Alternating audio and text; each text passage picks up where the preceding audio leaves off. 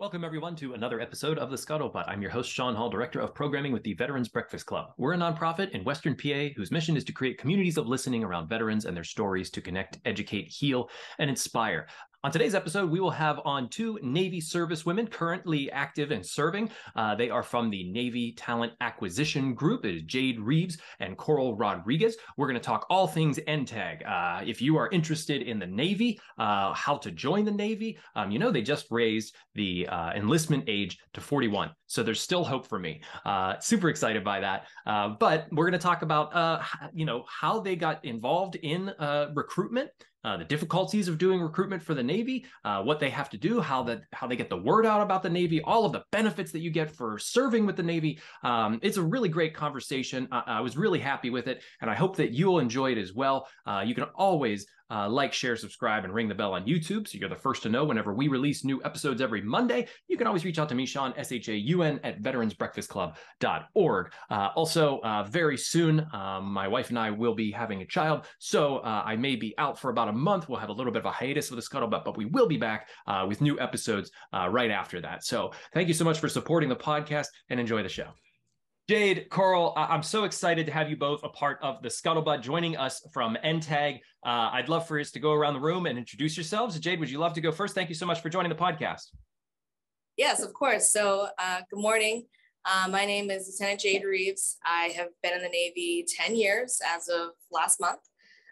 So my journey into the Navy, I toured some schools with my sister. She was a year ahead of me in high school. And that's when I heard about ROTC and how they can pay for college. And I became really interested because I also loved flying. Whenever we traveled anywhere, I wanted to be able to, I wanted to fly instead of drive. So I was interested in the Naval Aviator program, and I realized that there was a way to become a pilot in the Navy via ROTC. So I started looking into scholarships to join the program. And I also started looking into the Naval Academy and the Air Force Academy. I looked at all those different schools, and I decided that the ROTC was best for me because I was able to have a somewhat normal college experience, and then also have the Navy pay for my college tuition. So that's what I did. I went to The Ohio State University, graduated with my biomedical engineering degree, and I was able to select pilot. And so then from there, I went to Florida to start my student naval aviator training. I graduated from college debt-free, 100%. So that was an amazing opportunity for me. And I'm really glad that I did that. So after that, I went to flight school, did that for a couple of years, got my pilot's license, deployed as a pilot, came back from deployment and decided that I needed to do something else in the Navy. So then I transitioned to human resources officer. From there, this is actually my first command, my first tour as a human resources officer. I got here about 4 years ago. I decided to do to go to NTAG Pittsburgh because it's close to my home state of Massachusetts, sort of. Our whole area is kind of really widespread. So I came to the most eastern part of the area so that I could be close to Massachusetts. And I've been here ever since, working on recruiting and helping other people join the Navy. So. Well, I heard a little bit of the recruiter speak in there of like, got your tuition paid for. We'll get into all that soon. Coral, also wonderful to have you join us here on the Scuttlebutt. Please introduce yourself. Hey, good morning. Thanks for having me. So my story is a little different than LT. I wish I would have done it early on like that. So I'm actually a reservist. So I know you were talking about recruiter lingo, so we'll kind of talk about that a little bit too, the difference. But I joined a little later in life. I spent my 27th birthday in boot camp. So I kind of graduated high school, did the adult thing, got in debt, figured out what to do with life. And I actually used to live in Pittsburgh years ago. And at the time I was a flight attendant. Then I had got married, did all that, and I would move to Hawaii. So when I was in Hawaii, that's kind of was like my come to Jesus moment. Was like I was living in a place that had a big military presence, And of course, the Navy was really big. We have Pearl Harbor out there. Being married at the time, it was kind of like, I don't want to go active and uproot my family.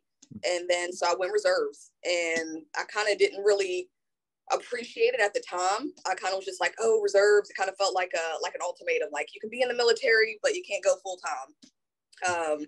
So I joined, and I have loved it ever since. Being a reservist, I've got to travel a lot. Before that, I've been in medical field, usually hospice, admin, billing and coding, that type of stuff. But then I joined the reserves, and I did police, MA, Master at Arms. That's my job now. And I love it. I love the flexibility I have. I love that I get to kind of pick and choose where I want to live.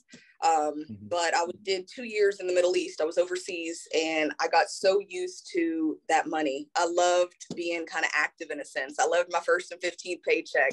I loved my benefits. So it was about time for me to come off orders. And I was like, do I want to go back to Hawaii and do the civilian thing, or do I want to see what's out there? So as a reservist, I went into this portal, and they were like, hey, we need recruiters.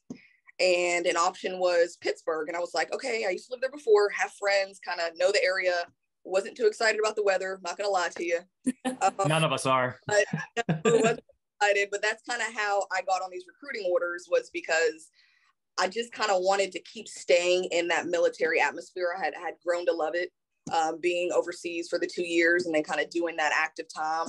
And it's been a journey so far, but I've learned a lot, and I do enjoy what I do so far. So that's kind of how I got here and how I got into the Navy and the journey so far. That's excellent. And what's awesome is that you both come from such very different reasons for military. That's a great way to, when someone walks in the door, to say, it doesn't matter necessarily, where you're from or what you're doing. There's potentially a spot for you here. So I guess my first question, and for audiences who may just be finding the Scuttlebutt for the first time, I'm a civilian, so I don't know much about the military. This is the reason of the whole podcast, is understanding military culture. Is what is NTAG? That's what we're here to talk about today. This is the first I've heard of it, is Navy Talent Acquisition Group recruiting. But how did this start? Where can I find one? Give me sort of the skinny on it. So I'll take this one since I've been in recruiting for about 4 years. So the NTAG is a relatively new name for recruiting commands. It used to be, every single recruiting command used to be Navy Recruiting District, and then the headquarters would be the main name of the city. So for us, it's Pittsburgh, because that's where our headquarters are. And then recruiting went through a whole transformation, including how many different commands, where were they located, and the structure within the command, people's jobs in the commands, all that stuff. And so they decided on the name Navy Talent Acquisition Group, because we are sourcing talent from the civilian communities, and we kept obviously the cities as part of it. So you'll hear NTAG Ohio River Valley, NTAG Jacksonville, and so that basically tells you where the main headquarters is for that recruiting district. Mm-hmm.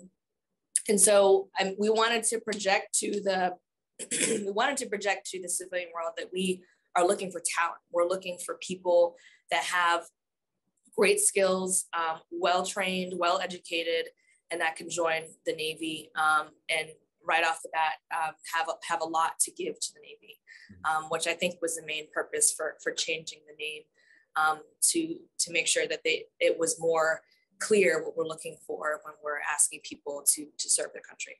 How do you find this talent? Most people maybe not just walk in the door, so you have to do outreach, just like doing the podcast. Is it just that simple, going out to high schools and going out to colleges and talking up the Navy? I wouldn't say it's simple, but I would say that is our bread and butter. That is a lot of what we do. Recruiting actually looks out and tries to find people from all walks of life, all ages, all education backgrounds, all diversities.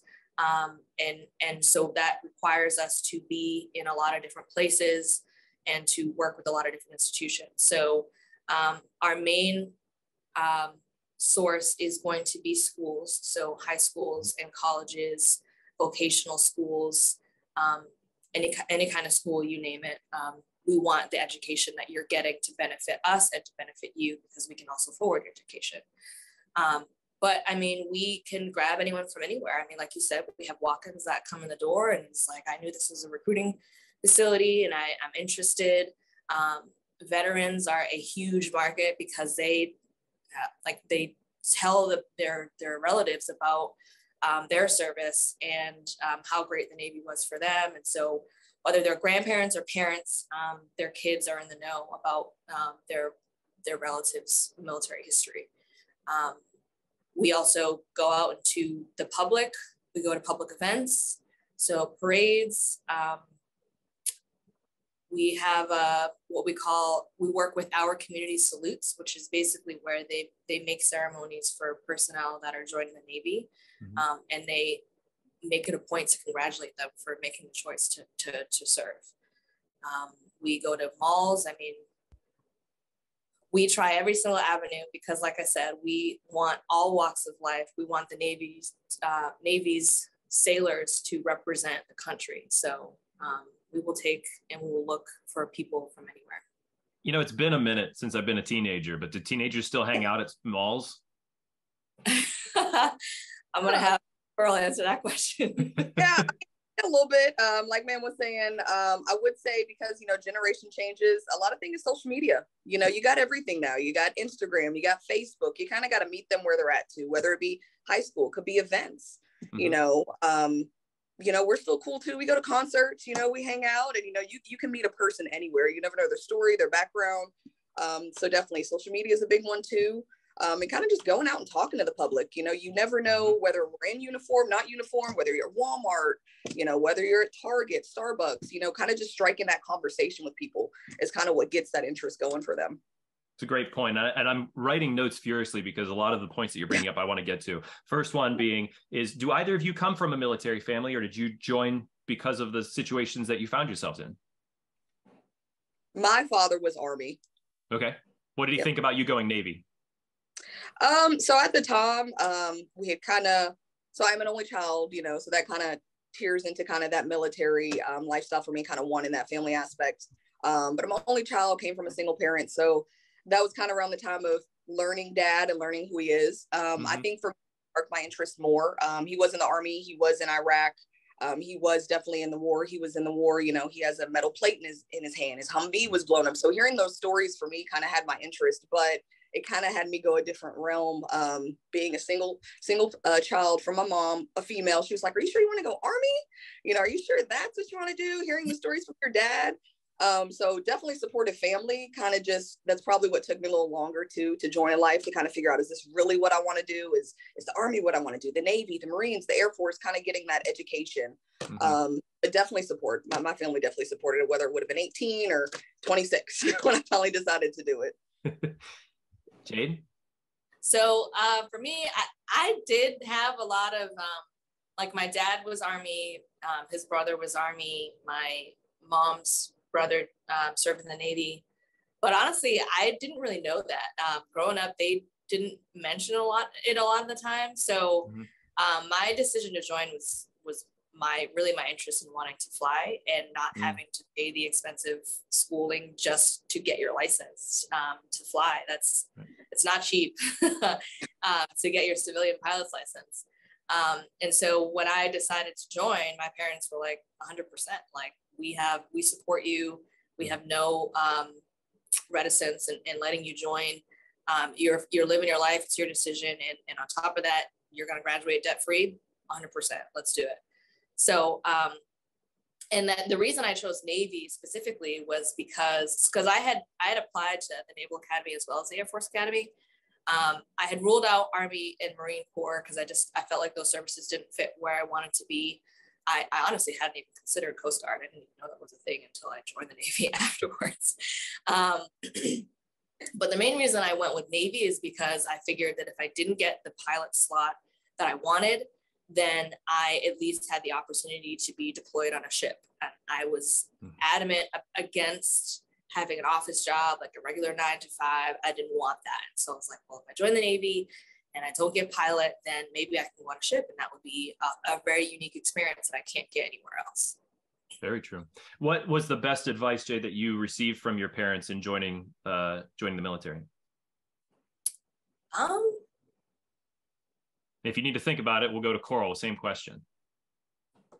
So when I finally did join, I was kind of a little older. So it wasn't a decision I made with parents involved. It was kind of, at the time, like I said, I was married. So that home support there. They were supportive. Again, I would say when you're with someone, or a lot of comes back to kids or families that don't know that military lifestyle, they're kind of like, oh, well, what's the reserves? What's active? Are you sure you want to do this? What's going to happen once you join? So supportive. There was just a lot of questions, like what happens next after you join? Where do you go? So definitely had the support, but it was a lot of questions. Like educate yourself. Yep. Yeah. Jade? Yeah, I wouldn't say there was any direct advice on my decision to join the Navy or the military. It was more just life advice, making sure that I was like fully aware of what I was doing, when I decided to join, and making sure that I took into account everything that I wanted to accomplish and make sure that those two things mesh together. The reason why I asked that question mainly is because I imagine that being a recruiter, you're giving advice to the person that's coming in. They're going to have a lot of questions. You may not know which branch that they're interested in joining. You have to assume, I guess, that if they walk in the door, that they have some level of interest in joining the military. So it's about selling the Navy over the other branches, which I'm sure is difficult in a lot of ways, because somebody might come in with this bent on, I wanted to be Army, but boy, Navy seems pretty cool too. So how do you, when someone walks in the door, how do you engage with them and educate them, and then sort of help to, give them that idea of like what their life will be like in the Navy, to the point where they say, yeah, cool, I want to sign up? You want me to trade secrets? Yeah. So I think for me, it's about that education piece, like you said. A lot of people can come in here, whether they're 17 or now we have the max age to be 42. So they could. There's still hope for me. Yes. There could be a misconception of, you could be a PAO. Yeah. I have an acting degree. What can I do? You could be a public affairs officer. Yeah. There you go. I think initially the initial barrier is going to be like the misconception, like, well, I heard this, or I seen this, or I read online, or, my grandpap, said it was this way because this is how it was when they were in. So I think that initial barrier has to be broken of, no, that's not true. Let's get some facts out. And then you can really dive deep into kind of what each branch is and what each branch does, what that looks like for them. A lot of people come in and thinking like the Army's every branch, or the Marines is every branch, the Navy's every branch. I mean, the main education piece that I just tell everyone from the get-go is the Navy is a technical branch. Let's just start with that. We are not a combat branch. So when you put that in perspective for parents, that's usually like eases them a lot. Like, oh, okay, so my son or daughter isn't going to automatically be in infantry, or my son or daughter isn't automatically going to be forced to go to combat, and then kind of just getting to them on what are they wanting to get out of the military in any branch. Is it education? Is it travel? Is it, no 17-year-old really cares about healthcare, but is it healthcare? To the root of what is the reason for even wanting to join? And then, of course, you have to be realistic too. I'm not going to sell them, or not even sell them or educate them on a paycheck, right? It's kind of, they think like if they go to the Marines and they're an E1, or they go to the Navy, they're E1, we all get paid the same. Our pay is the same. Our insurance is the same. Our healthcare benefits is the same. The GI Bill is the same. So when you kind of bring that to them, you kind of educate them like, oh, okay, so whether I go to the Navy or the Marines, I'm not getting more money in a sense. I'm not getting anything different as far as a college benefit. Of course, they do like ma'am didn't do like the NROTC scholarship, then that would be a different benefit for them. But then you kind of have to get to the root of that. What do you want to do? Where do you see yourself? Why are you wanting to do this? Are you wanting to do it for serving your country? Are you wanting to do it kind of just to get out and make friends? And when you can kind of relate to them, then you can kind of touch them like, hey, the Navy is good for you for that. We have the best deployment options. We have the best travel locations. If you think about the Navy, what does the Navy need? Water. So unless you do there are a couple locations. I'm not going to say, hey, you won't be based on land, or hey, you're going to be based in Missouri, but majority of our bases need water, so we have a bad location to go to if you think about it in that aspect. And A lot of the people that I talked to in Pennsylvania, they've only been to their little town. They've never, there was a female I had that got in from, I think, like Mount Lebanon area or That's where I live. Yeah, or North Versailles, something like that. She'd never even been to Mount Washington, you know. So before she shipped out for boot camp, I took her to Mount Washington, and I'm like, those small details for people. It's like, do you want to just travel 100 miles? We can get you 100 miles out of here, you know. So Yeah. I think really having that conversation and figure out why they even want to be in the military to begin with is kind of how you can get them a little bit more invested in the Navy. Interesting. Yeah, I will say that whenever people hear that I'm in the military, they're like, "Oh, you're in the Army? How is that?" Like, everyone just thinks Army is all of the DoD, all of the Department of Defense, and so it definitely, there is some education when someone walks in and doesn't have any knowledge about the military, and one of the things that Cora was saying, like, that's another thing that I forgot, is why I wanted to join the Navy over any other services, because I was like, if I join the Navy, I am guaranteed to be stationed next to the ocean.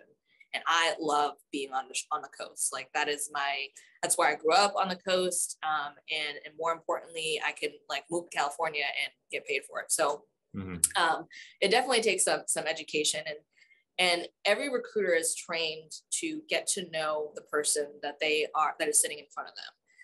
You can't get them hooked on the Navy if you don't know why they're joining the Navy. And you're supposed to relate to that person. And if you feel like you're not able to relate to that person because what they want from the Navy is not the same as why you joined, that's why we have a whole bunch of fleet sailors that come here to recruiting, because you can get the perspective of 100 different jobs just by a matter of a phone call and being like, well, you know what, I joined the Navy for different reasons. I can't exactly talk to you about what it's like to be a YN in the Navy, or to be, what's another rate? MA. An MA in the Navy. So, but you know what? I do have a great friend that I have on, I can just give a call real quick, and they can give you all the rundown about what that job entails on a daily basis. So recruiters make it a point to ask questions, ask 100 questions. Like, you need to know why that person walked in your door today, or why they called you, or why they even expressed any interest. And so that you can get them where they want to be in the naval service. And so that when they decide to join, they love their job. And the other part of it is, we have fleet sailors that come to recruiting so that you can get that broad perspective. And there's different people that you know immediately as a recruiter that you can call up and have them talk to that person that seems to be interested in a specific job. There are some people that are what we call scope locked on a specific job that they want. Like, they came in the door and they're like, all I want is MA. I don't want anything else. And you just have to make sure to speak with them about the entire Navy, because it's not going to be guaranteed that you get the job that you want, but it's not the only job that could offer what you're looking for.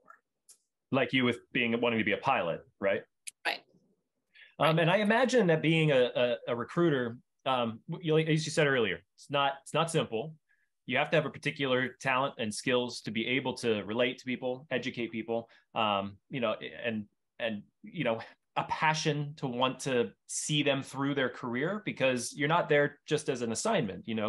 This is something that I'm sure means something to you, and being a active service woman and ingrained in the military, so much about it. So it's good for them to, when they come in, to see a face that is seasoned, not someone maybe that just got their feet wet and is still learning the ropes of it all, right? Right, exactly. That's the whole basis behind the recruiting community, is to get everyone's opinion and have people that have been stationed all over the country, all over the world, to come in and provide that experience and say firsthand, this was my life, and this is exactly what you're looking for. Speaking specifically to numbers, if you look at like headlines, we see like military numbers, like recruiting is a bit down right now. How do you push through that? I understand there's probably numbers that you have to reach, and there's ways that you can accomplish that goal and that mission. But how during a downturn do you continue to provide interest in joining the military? Well, I can say that we try and make sure that we have the connections that we have made are strong and remain strong. Mm-hmm. So when I said that the schools are the bread and butter, we make sure to have professional contacts at those schools so that we can continue our relationship and make sure that we have a constant basis, even when we're faced with a changing economy and a changing world when it comes to job market. Mm-hmm. So that's priority number one, is making sure that we have a good foundation when it comes to being in the schools and professional contacts. The other thing that we've been trying to do is making sure the Navy's name is out there.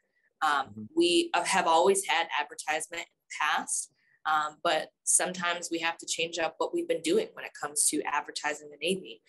The old ways of advertising the Navy aren't always going to work. And so we're just trying to continue to think outside the box and be creative and make sure that everyone is aware of all of the things that the Navy can offer.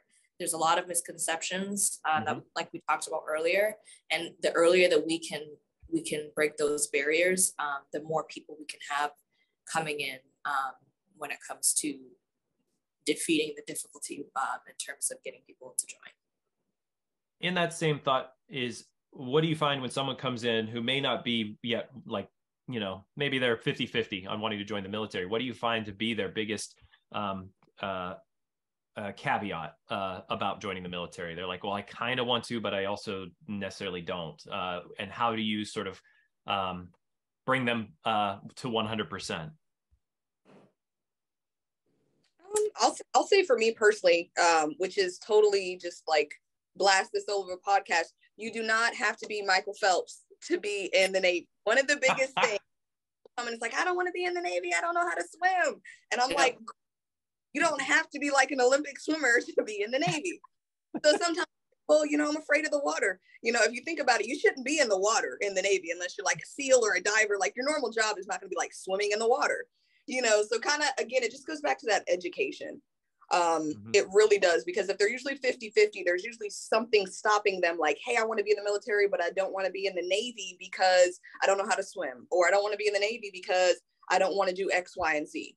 And again, it's like, well, that's not true. Let me show you this, or that's not true, or this is how it is. You got to kind of show them facts and prove it to them, because at the end of it, like I said, at the end of the day, we live in a society where internet is like God. Dr. Google is the thing. You know, so I could tell them one thing and they're going to go online and search this. And then it's kind of like, okay, this is what this says, and this is what it's referencing, you know? So a lot of people that walk in now are kind of, they either know what they want to do or think they know what they want to do. And they really have no idea really what it is. And it's kind of just breaking it down to them. And kind of like Ma'am was saying, a lot of people might want to come in and be, we call it job locked, right? Like, might want to only be an MA, or only want to be an BM, or only want to be a CS, or whatever job. And you have to have those hard conversations. I'm pretty upfront, honest, and blunt with everyone. You know, you can want to be a doctor all day, but if you don't qualify for it, we might need to have some come to Jesus moments and realize that. So when they come in the office, it's kind of figuring out, what do you want to do, where you see yourself, and are you even qualified for that? You know, so there's tools we have, you know, practice test, or eventually, you know, the actual ASVAB, that kind of can help gauge them to be like, maybe I can't do this job that I'm stuck on, but I can do this other thing, you know, or I didn't even know the Navy had that job. You know, I didn't know I could do that, you know, so it's really just having that conversation, like Ma'am said, and asking a lot of questions to really figure out why they're 50-50 on the fence to even begin with. Totally. And, you know, something I never really thought of is, here at VBC, a lot of what we're trying to do is bridging military-civilian divide. We do that through mainly veterans telling their stories of their service. But really, the both of you are on the front line of this, because, you know, the people that are coming in are civilian like me, with way less experience in understanding military culture. But you're bridging that divide by educating them about what the Navy can offer and what the military is. And also, in a lot of places, playing the long game, because you may have to see them multiple times, I'm assuming, before they're like, yeah, this is what I want to do. But also, I think the great thing about that, about the education of that, is that they're going to walk out the door with more knowledge than they had coming in. So they're going to be able to talk to their friends about, like, yeah, you told me that thing about the Navy. That's not right. The recruiter said this, and this is what it actually is. Like, you know, that, you know, is, you know, a really wonderful thing. And we encourage, like, if someone comes in the door, we encourage them to bring in their friends, bring in their parents, bring in their girlfriend, boyfriend, any influencer that they have in their lives. Because one, it allows us to help that one person that came in, like, show their family what they're signing up for. So there's no second guessing or people telling them things that are different from what the Navy actually offers, so that we can get everyone on board and there's no contention about, well, my parents don't want me to join, or my girlfriend doesn't want me to join, that kind of thing. And then it also allows us to educate more people about what the Navy does. The more people that come in and sit down and talk with us, the more they can spread it around and say, you know, my daughter decided to go talk to a recruiter the other day, and, you know, we found out, like, all these things that the Navy offers that we had no idea. Like, we can pay for the education. They could join the Navy and still be going to college and all those things. If you were to speak to what is the most difficult thing about being a part of the military, was it basic? Was it sort of the life-altering change that maybe you didn't expect as a young person? Is there something that sort of was like unexpected whenever you joined that you were like, whoa, that was tougher than I expected? I would say for me, it's even though you know that you're probably gonna be at a location for 2 to 3 years and then move, it's always still a huge evolution. And I'm a single person. I don't even have like kids or a spouse to worry about when it comes to the move. And I think that part is just always, even though I know it's going to happen, it's just always stressful for me, because it's always a huge change, and you're going to a new job. Every time you change stations, for the most part, as an officer, you're going to be doing a completely new job because they want you to be well-rounded. And so you have to go back to learning everything about your job all over again every single time, in addition to actually moving and finding housing and all that other stuff. And there are definitely procedures in place to minimize that stress.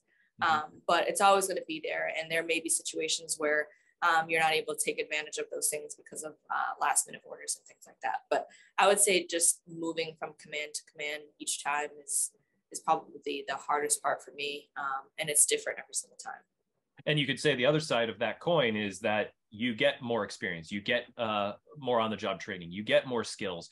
You know, you see a new place. You know, I've seen my house for the last 2.5 years, and I'd love to see someone else's house.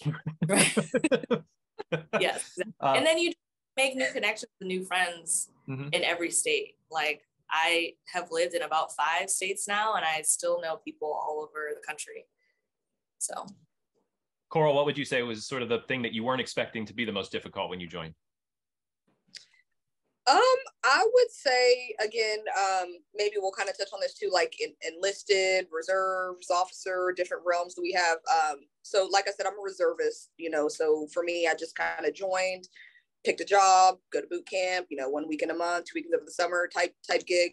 I think for me, I would say probably because I came in a little older, it was boot camp, but not boot camp physically. I would say boot camp mentally, due to being around different age groups, in a sense. The younger kids, I was in boot camp with 17, 18, 19, 21-year-olds. For me, being away from home was not an issue. So I think being in an atmosphere where I had to be, I mean, I was kind of forced, you know, I was in there voluntarily, of course, but that was the first time I had to deal with so many other personalities, in a sense, that were adjusting to real life experiences. Because for me, 10 weeks, that's easy, you know. Oh, I can't talk to my mom, I can't talk to my boyfriend. So it was kind of like being a support system for them, like, hey, it's going to be okay, you know, you're going to get through boot camp. Physically, you know, that wasn't a demand.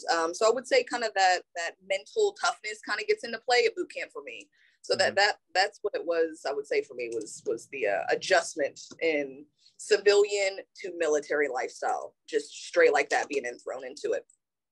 I think those are good, because I feel like when someone comes in to ask about joining the Navy, they might want to know all of it, the warts and all. Like, you know, give me the real talk of this, because, you know, when I hit boot camp, you know, it's not all peaches and roses at that point. It's real. Like, they're expecting you to, you know, hit hit your milestones and be ready for this job, because it's a serious job. You can't goof off while you're on station.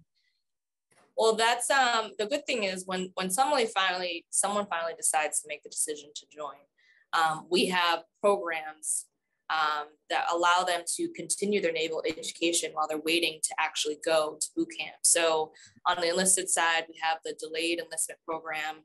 And then on the officer side, we have the collegiate onboarding program. And basically, it's not like you decide to make the decision to join and then you just sit at home and you wait to go to boot camp or to officer candidate school. We stay engaged. So once you make that decision and you raise your hand, yes, I want to serve. Okay, that's when your Navy education starts. Like, this is what you can expect when you go to boot camp or when you go to OCS. You need to learn these things. And if you learn all this stuff before you get there, you'll be ahead of the game, because you're going to need to learn this while you're there. And if you already know it, then you're better for it, because then you're not also waking up at early morning and then having to memorize all these things and have these long days. And so we teach them about Navy tradition. We teach them about rank and jobs in the Navy. We teach them about just military bearing. We have them work out and do safe and workouts that will allow them to progress and get more to where they will be when they go to OCS or when they go to boot camp. And then we also educate them more about the benefits. So while we briefly touch about the benefits when you're sitting in front of the recruiter and thinking about joining, this is our opportunity to be like, hey, remember when I mentioned that you can get tuition assistance? Well, this is exactly what that program is. Or remember when I told you that you get a consistent paycheck and it's based off of this pay scale? Well, let's go in depth about what that pay scale looks like, how quickly you can expect to promote, and how you have a consistent paycheck. You will never go without getting your pay, all those kind of things. And so we take the opportunity to continue to teach them before they actually go to boot camp. So they're not going in there completely blind. With our final bit of time here, let's talk, somebody finds this podcast, watches it through, they want to know about benefits. They want to know about jobs that may be available or money. As two professional recruiters here, what should they know? Expecting that might be one of the top questions on their mind is, well, what jobs are available and what benefits do I receive? And, tuition, how can I get that? Is there a pamphlet that sort of gets all this down to the nitty gritty for them? Of course, there's resources, there's pamphlets and stuff like that. Mm-hmm. Ideally, that's what we're doing in recruiting, right? We're educating them. So ideally, if we do have someone that does have any type of interest, we do even make sure they're qualified first. I mean, if you don't mind me interrupting, sorry, how do you find out if they're qualified? Is it just ASVAB, or is it like, There are some, questions that we might ask from the beginning, just mm-hmm. to make sure that it's a good fit for them.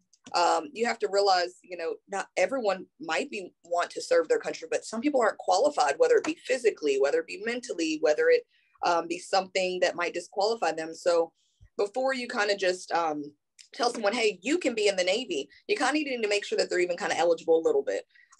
There's certain things that we won't know until they do go down to process, but there are some things that we can kind of gauge to see if they would even maybe be a good fit, whether it be criminal disqualification of some sort, whether it be maybe they have only 3 fingers, and 1 toe, something like that. We're going to ask those questions before we even get into the nitty gritty of the Navy. But ideally, we want to bring them in or even go to their house, meet them at a Starbucks and have that question. When it comes to jobs, like ma'am was saying, we don't really want to ever be like, hey, you can be this or you can be that, because again, there are certain things that may disqualify them. Maybe their vision, maybe their hearing, maybe the score, the ASVAB score. So when it comes to benefits, we'll definitely tell them, about pay and, college benefits. And we even have the loan repayment plan, for people that are in a lot of debt, like I mentioned earlier, the age requirement, we're up to 42. So there's certain conversations we will have initially off the bat, but some conversations won't be had until we kind of can gauge if they're even qualified a little bit, in a sense, to kind of weed out, if we're not wasting their time, they're not wasting ours in a sense too, because we want to make sure it's beneficial for both parties at the end of the day. So really not everybody. Have you ever had someone come in that is just really passionate about serving, but they're not qualified to serve? What do you tell them? I mean, there's going to be a reason why, whether it could be they fully went through the process of going to MEPS and they're not qualified, or we identified maybe early on before we even got to that process. But people like that do have that passion, desire to serve, it's going to be like ma'am said, we want to keep them as in our corner. We still want to have them spread the Navy awareness as well, because as long as they have a good interaction with a recruiter in that station, we want them to always leave and be like, hey, I couldn't join because my genetic makeup, I can't fix that. I can't fix your DNA, right? But what I can fix is maybe, hey, you can spread the word for us. Like, hey, she was a great recruiter. She can get you in the Navy pending qualifications. We don't want to just kick them out and be like, oh, you're not qualified. See you later. We want to possibly keep them as someone, help us spread that Navy awareness in the community as well. Because if they have a desire, I guarantee they're probably having that conversation with someone else that had a desire. And it's just going to keep spreading. It's going to keep hopefully being a positive trickling effect of spreading. And there's also the people that are only temporarily disqualified. So you may need to do some work to get back into physical condition in order for you to apply. You may not have the academics right now. So if you're applying for an officer program and your grades are a little bit lower than what makes you eligible, you still have most of them are still in school, so they have time to make their GPA higher, and so then they can come back and talk to us after another semester. They worked really hard and brought up their GPA, something like that. And then there's also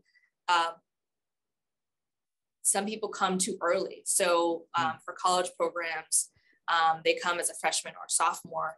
It's great that they're getting the education now, but we have to wait until they do a few more semesters in school before we can actually have them start the application process. So I would say, so I deal mainly with officer recruitment. And so we're looking for people that are currently in college or that have graduated from college and are already in their field and are looking to add that field and their experience in the Navy. So we have what we call general officer programs. So that could be a supply officer, that could be a pilot, that could be a surface warfare officer, a public affairs officer, aviation maintenance officer. And then you also have the medical field. So we have the dental corps, the medical corps, medical service corps, and we have the nurse corps. And so literally any civilian job that there is an officer equivalent. And as long as you have the educational background to back that up, or if you're currently getting that education, then we 100% can talk to you about joining the Navy. And then I don't know how I forgot to mention this, but nuclear officer. So if you're an engineer and you're interested in joining the Navy, we have our biggest program is a nuclear officer program. And that's mainly because the Navy is powered by nuclear. That's our base for nuclear power, is for all our ships, et cetera. So we're always looking for nuclear engineers to join the Navy, and you don't have to be in school for being a nuclear engineer. Like if you're an electrical engineer, a mechanical engineer, chemical engineer, we can 100% have you apply for the NUPOC program. And there's a lot of incentives to huge bonuses for people that want to join the nuclear engineering program. But then if you're also someone like me, a biomedical engineer or a biochemist, like we have we call medical service corps programs that you can help do research with the Navy that'll also benefit the world in general. So, yeah. Switching gears just a bit here.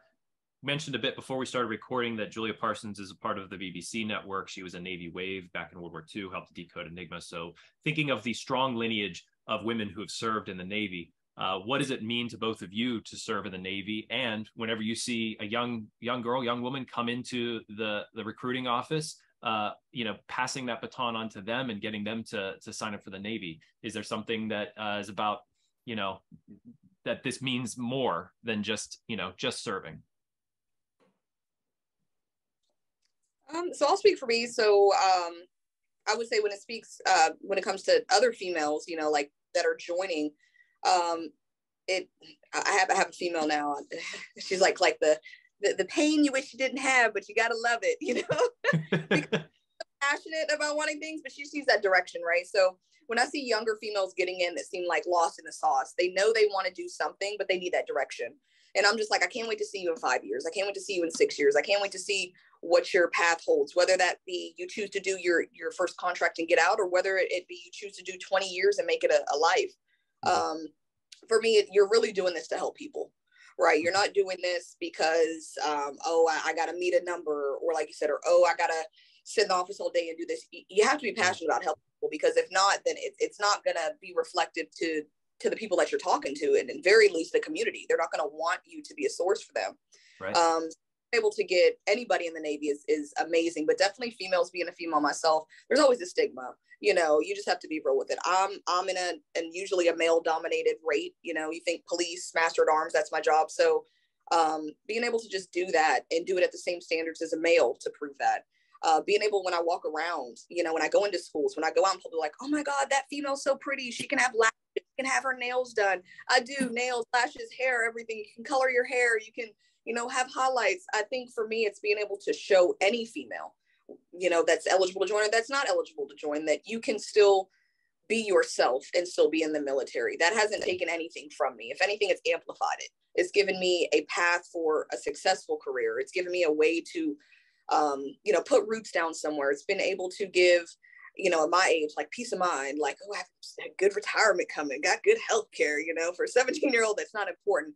But for me, being in the military, it's so important because I've set myself up for success down the line. And I've been something for other females to see, like, I can do that. I can be her. I want to be like her. Of course, males are going to want to be in it all day.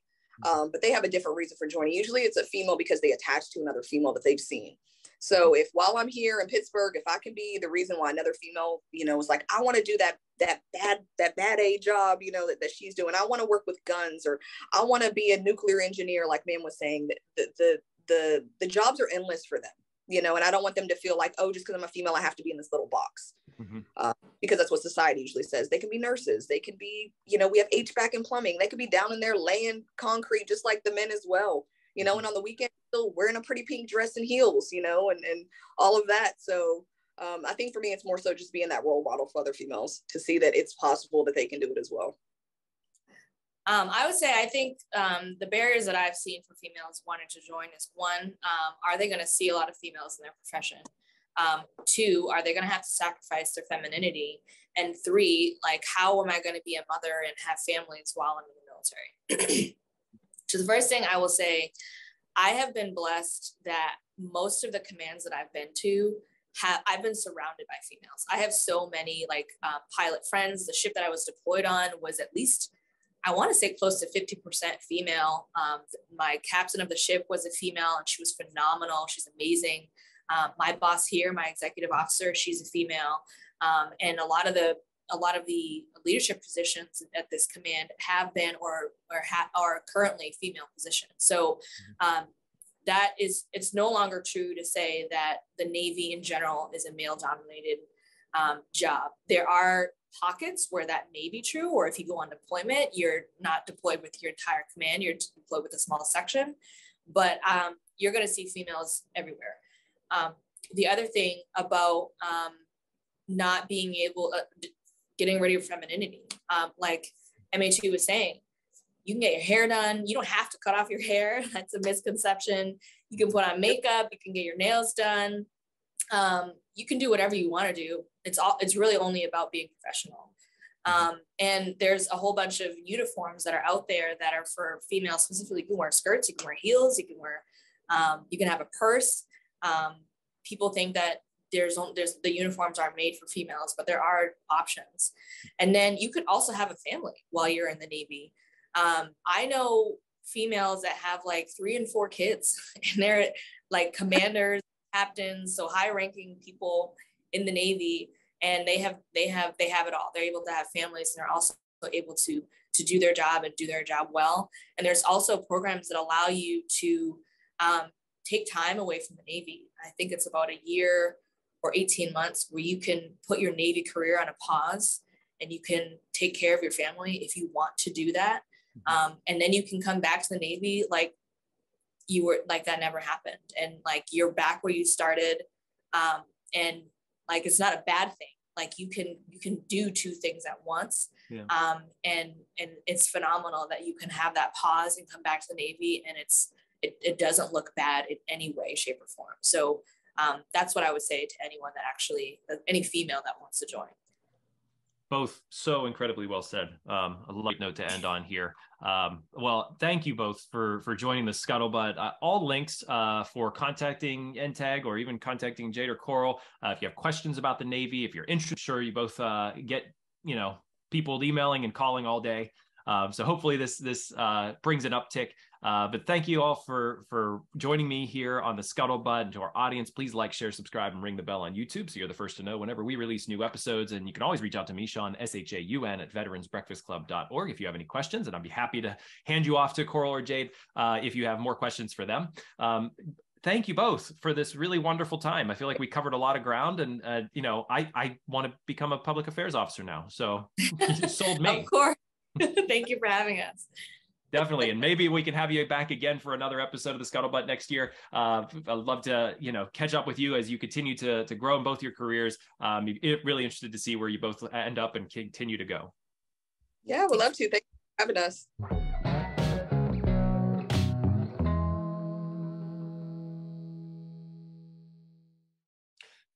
Thank you for watching this episode of The Scuttlebutt. I'd like to take a moment to thank both of our sponsors, the first being D&D Metal Recycling and Auto Salvage. They began as a small hauling and used auto parts operation in the Pittsburgh area in the late 1970s, but they've grown into a full-service metal recycling company with 2 locations, Lawrenceville and Tarentum.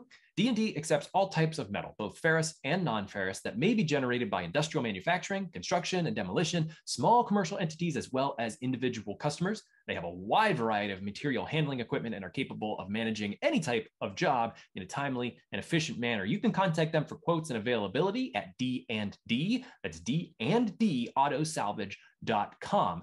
Thank you so much to D&D. They've been a sponsor for quite some time, and we really appreciate their support. The second being tobacco-free Adagio Health.